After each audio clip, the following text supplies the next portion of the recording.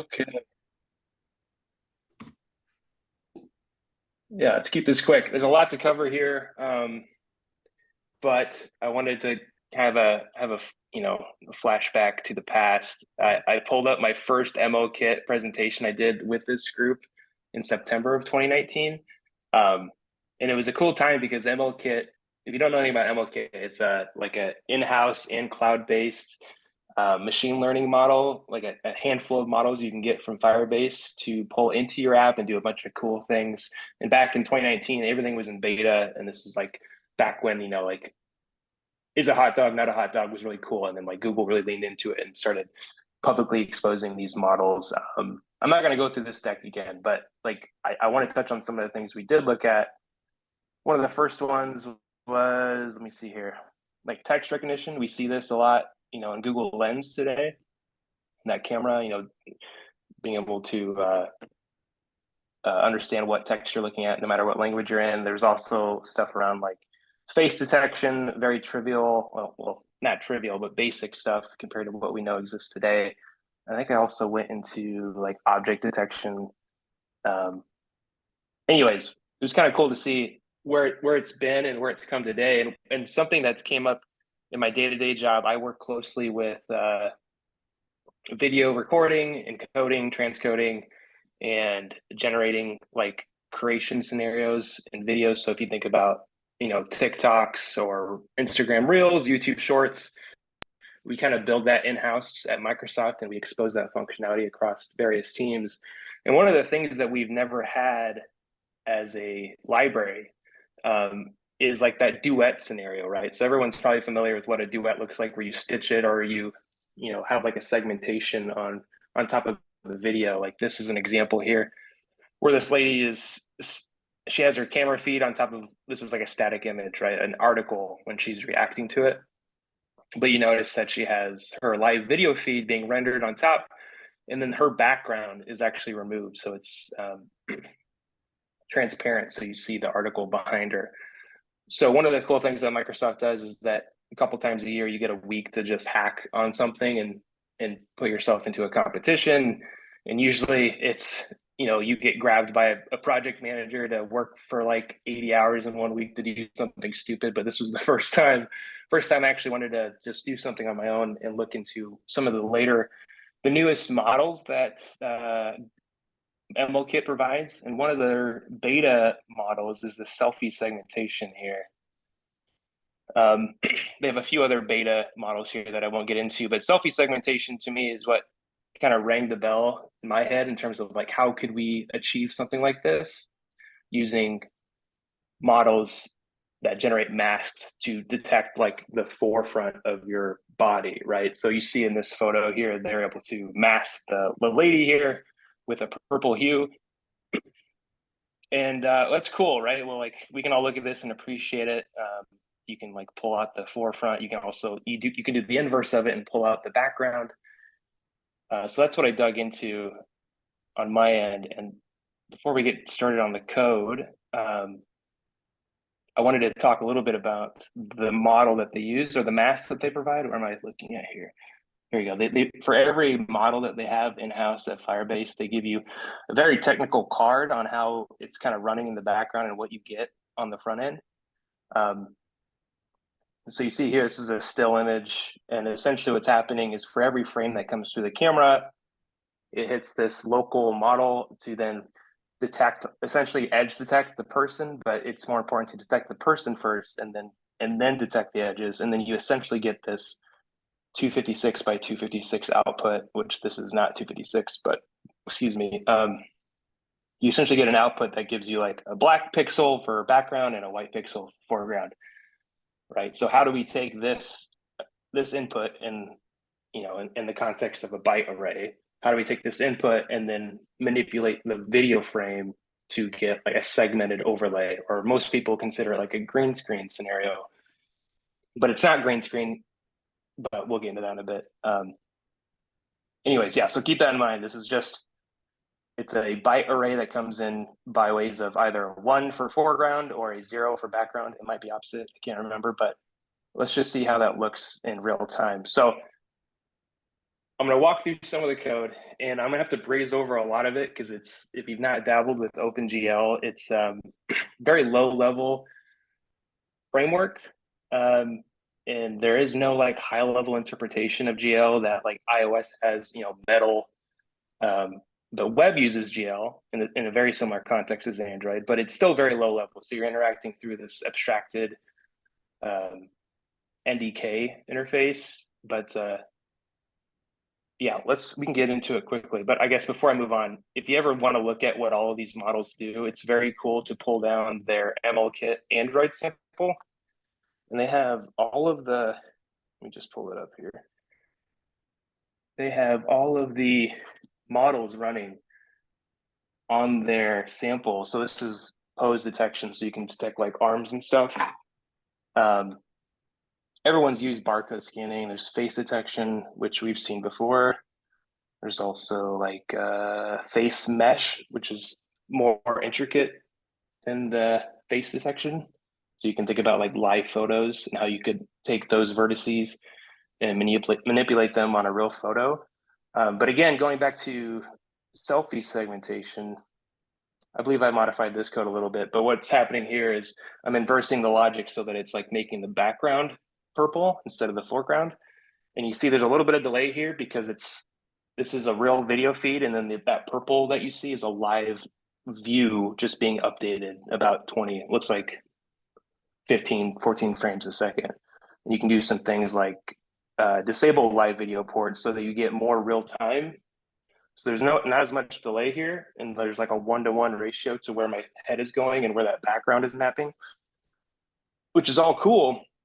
But the problem with this sample is that it's all in the context of like traditional Android views. There's no GL surface texture. There's no texture at all. It's all just views. So it's really not a great example in that most apps that want to leverage this is going to need to record it or manipulate the video feed somehow.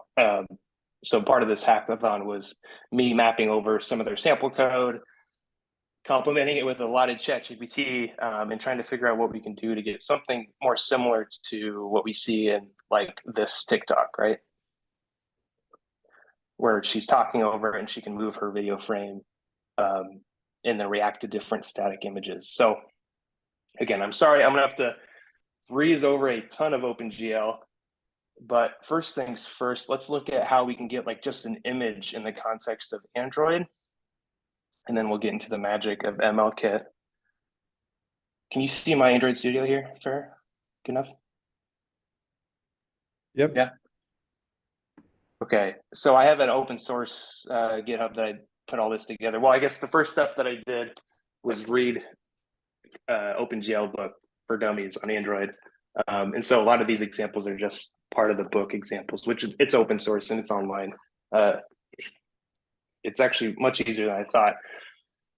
But let's take a look at how we can get a static image with a camera feed. So let's start with like step one. How do we get, just a bitmap to overlay on a texture? So there's not a whole lot of code here. I have a lot of junk code here just because I've been playing around with it for a long time, but Android does provide a GL surface view, which is like a high level class which wraps a texture view. Well, it creates a surface view, but it also implements a texture view behind the scenes. And it does a lot of the heavy lifting for you, but you can use it at a very high level. And all you have to do is put it on your UI and then attach a renderer to it, which I apologize. It's a lot of crummy code here just to get it working. So we have a GL surface view. We say that we want to use OpenGL ES2. And then right away, you can kind of see how we have a renderer and then a static image program, and then the segmented camera program. We'll save the segmented camera program for last. Let's dig into this static image. Like I'm getting this article about Aaron Rodgers tearing his Achilles, which I didn't realize it was like a hate article where they hate Aaron, but not like this. But anyways, there's not much to it, but I guess some fundamentals about GL is that GL works on a basis of like creating shapes based on vertices and lines, and then like filling in the space between those vertices and lines. And then for each fragment or pixel, it's synonymous with a pixel, you can give it a color. So again, I'm not going to dig into this. It would take a couple more meetups here to go over. But there's a vertex shader and a fragment shader. Again, vertex is the shape, and then fragment is the color of the pixel. So this full screen static image program, I gave it a drawable, which is just a resource in the directory. And then I can load this shader. It's a very simple shader. All it's doing is I'm giving the coordinates of this shape that I want it to draw, which in this case, it's going to be, just a rectangle. And then I give it a matrix and then a position based on where to draw that color based on the bitmap. So again, don't get too caught up in it. It's not worth going into right now. I get the bitmap from the resource, and then I create a texture. And here's where all the magic happens. So if you've ever dug into, and I know David's familiar with some of this terminology with his background on the editing app that we both worked on. Essentially, what happens is we tell GL to use a program, which a program essentially compiles these two sorry, I'm going to move this thing out of the way. This GLSL programs to load in memory on the graphics layer, which is most often the GPU. It converts the vertex and the fragment shader into a single program. And I guess I didn't go into the fragment shader here. This is where it builds the color. And all it's doing is it's saying, hey, give me an XY coordinate of the texture. And the texture in this case is the image.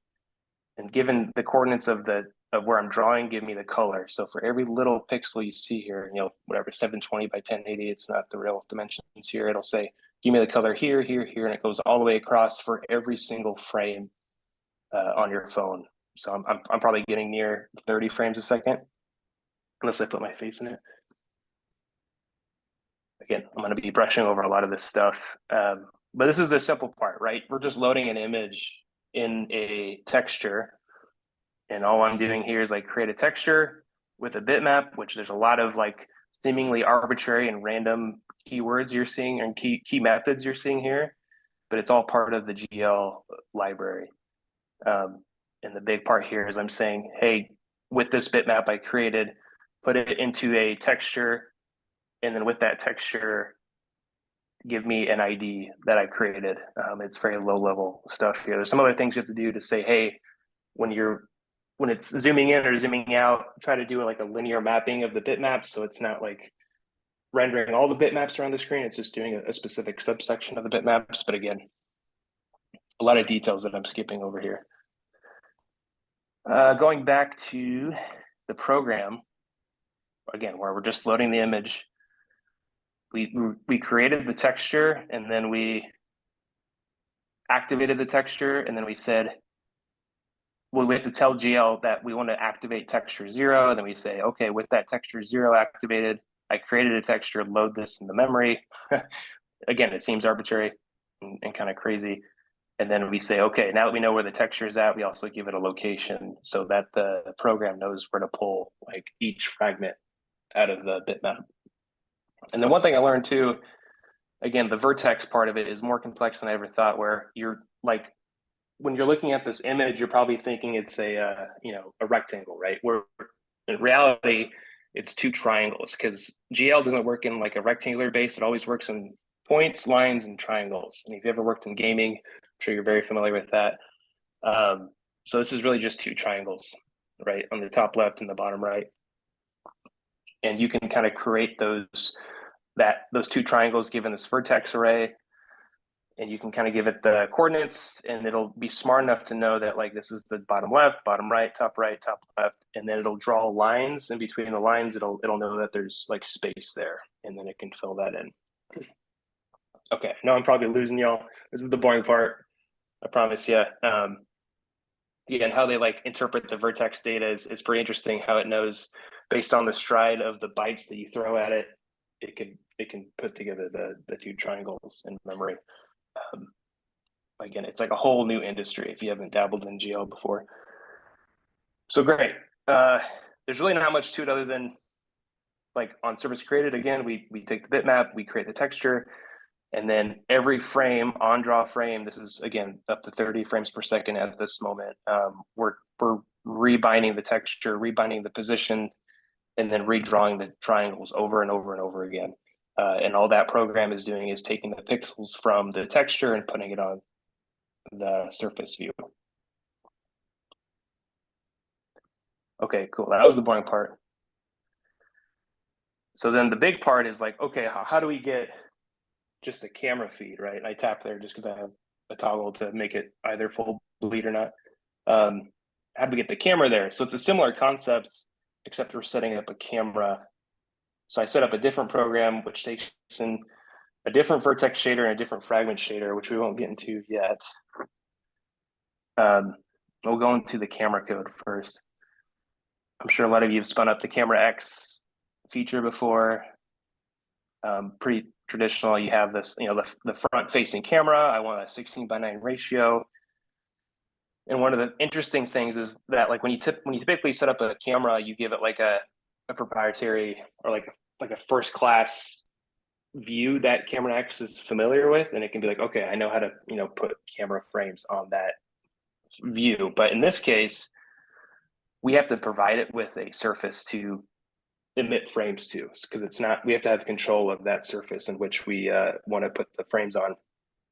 So in this preview variable, we can give it a provider by creating a surface texture first. But you're probably asking like, well, where'd that surface texture come from? We create that in memory. Like it's just sitting there in memory. All we do here is similar to the bitmap texture. We're now creating another texture, but with different properties called external. It's an external OES texture. It's very similar to the bitmap one. And there's just a few other things that we have to add to it so that it works correctly. I probably couldn't tell you what they do exactly. Came straight from the book, a lot of it, but we're just saying, hey, give us a plain old texture that we know is coming externally. What that means, I'm not sure. We created that texture ID, and then we created a surface texture in memory, and that's all a surface texture needs. It's just an ID, and you can do this like anywhere. Like if you ever seen a camera code base, there's lots of surface textures just getting created as needed to do specific things. Like if you think about lenses and Snapchat, they do similar things where they have to create surface textures to hand off OpenGL context, blah blah blah. But it's really no big deal. It seems like a big nasty beast, but all this says is, hey, we have a texture, and then we say surface texture, you're now attached to this texture ID. And then for every frame that surface texture emits, we tell the surface view to request a new frame, which is a little redundant because the screen is already doing that. But sometimes the camera can spit out more frames than what you're getting refreshed at, which like this would work if I had to comment it out, but you do see this pretty often. Okay, yeah, sorry, I'm taking a lot of time here. Let me wrap this up. So the magic is when we set up the camera, we say, hey, take the surface texture, and then we pass the surface texture into a surface, and that's how like the camera knows what to do with the surface. It doesn't know what to do with the surface texture. So it's like this encompassing texture, surface texture, surface that has a surface texture, and then the camera is emitting frames onto it successfully. But that's great. We still don't know where the magic's happening yet. And that's where the image analysis comes in. And if you've ever done like QR code scanning inside of Android, you've probably seen some of this code. It's the exact same, where you set up an analysis builder class, and then all you say is for every frame that I get, I want to send it off to this segmenter class that can detect in the image. And then for like in the QR code context, it's the same thing. QR code can take these images from the proxy, detect if there's like a QR code in there. But all I'm doing here, this class doesn't do much. It just sets up the segmenter. So I say I want to stream, meaning it's going to have many frames per minute. So it's going to be a little lax on how accurate it is. And then it won't block the rendering based on a new frame. It'll just like kick out the old one and render or interpret the new one. But one of the big things I learned was that if you don't have this guy, this enable raw size mask, it's gonna try and process the entire 1080 by 1920 frame near 30 frames a second, and it's like painfully slow. And for a while I couldn't figure out why it was so bad, but all you had to do was enable the raw size, which essentially maxed it down to a 256 by 256 mask, and it goes much faster, obviously. But then you have to think about like aspect ratios and all that other fun stuff downstream, which I do get to in this code, but we won't get there probably. So this makes it go faster, like almost real time. And then all that does is based on that result, that segmenter says, okay, I have a segmentation mask, and this comes from the MLKit world, and this is where they start to obfuscate a lot of their code. Obviously, they don't want to show you how they're doing their in-house modeling, but what it does expose is the height, width, and then this byte buffer that I've been talking about. And that byte buffer, again, goes back to this guy. This byte buffer essentially represents what this black and white mask looks like. So what do we do with that, right? Okay, let's go back. Through a lot of trial and error, and there's no documentation on this inside of Google, which I don't blame them because they're not going to do OpenGL solutions for their samples. But long story short, OpenGL only knows how to interpret unsigned bytes, or excuse me, yeah, unsigned bytes, which is like what, zero to 200 whatever, versus like negative 120 something to positive 120, and that byte buffer is signed. So forever I couldn't figure out why it wasn't working. So long story short, you just got to convert it to a unsigned byte buffer, which this for loop takes some time, and I think there's probably a better solution than this, but all we're doing is saying, hey, give me that byte buffer, and then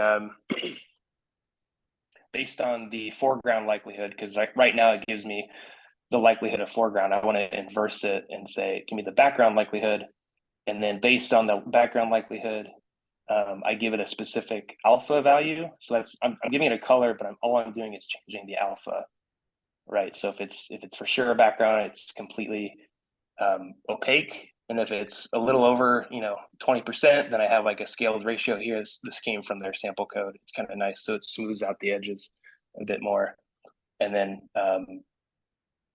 if it is for sure the foreground, I'm doing the inverse. So I'm like making the background.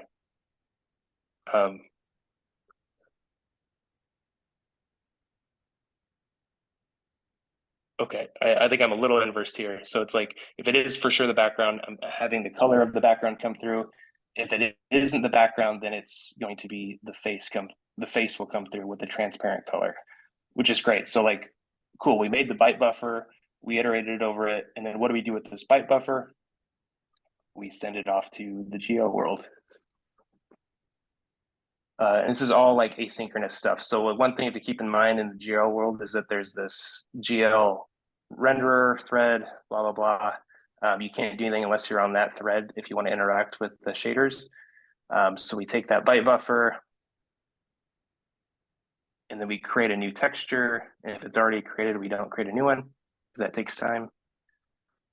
Yeah, and the magic is we essentially send that byte buffer into a new texture, and then we call that texture mask texture, and I got to figure out where that's sent. And in the world of this program, that's the blur effect. In the world of this segmentation shader, all we're doing is, okay, at this point, we have the byte buffer that represents the background or not the background. And we do some manipulations on the camera because if you emit the camera, it's going to be rotated and flipped. So I do that here in the code instead of on the front end.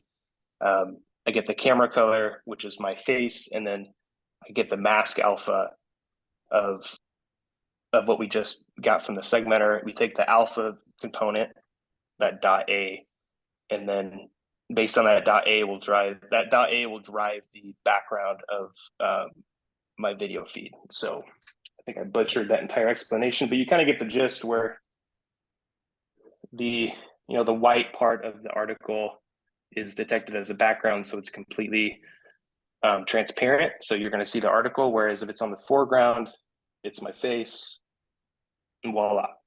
It was a lot of pain to get to this point, but once you understand how this works, you can do some other things, right? Like obviously a static image is one thing. You can also take that same mask and do like blurring effects, which isn't super strong here. It's actually a pretty poor blur program, but you get the idea because you can take that same principle and say, hey, I know this is the background.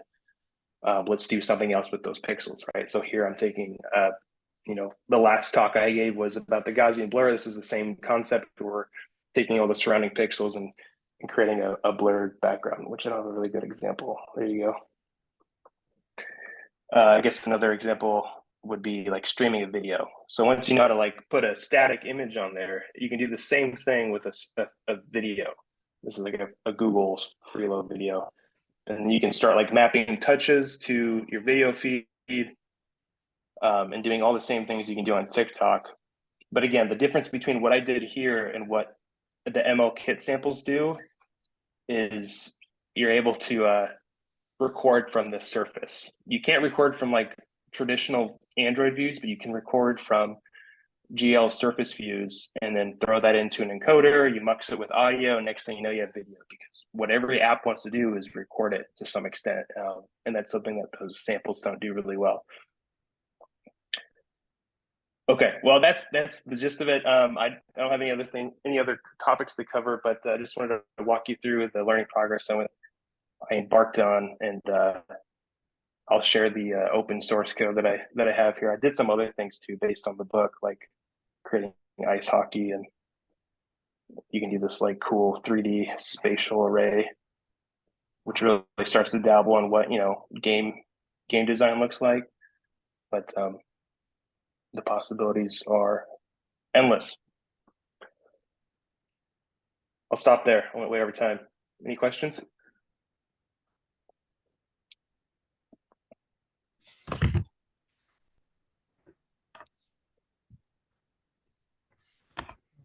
Was the You're still awake? was the current like so you're trying to like sell this to the company or something, right? Kind of, or just something to mess around with? Because like, did the current implementation of a video with a picture with a video on top of it, like did that use OpenGL, or was this a feature that's already implemented and you're just learning? Like the current camera that I work on and that we like, sell internally to Microsoft is very camera driven. So like the problem was that all of the surfaces were based entirely off the camera feed you got. So there was no concept of like layering things, right? So like we're trying to embark on that feature to do duets. And I was like, well, we can't do that right now because this archaic infrastructure thinks that the camera is always the base layer. So I had to like step out of the comfort zone and like rebuild it from scratch and honestly kind of understand the fundamental concepts of OpenGL, which I've never done before. I've always just kind of worked around it and knew enough to be dangerous. So it was a cool opportunity to actually build something from the ground up and leveraging the tools that Google exposes. Yeah, that was real cool. Yeah, that was awesome. Thanks for sharing. Thank you.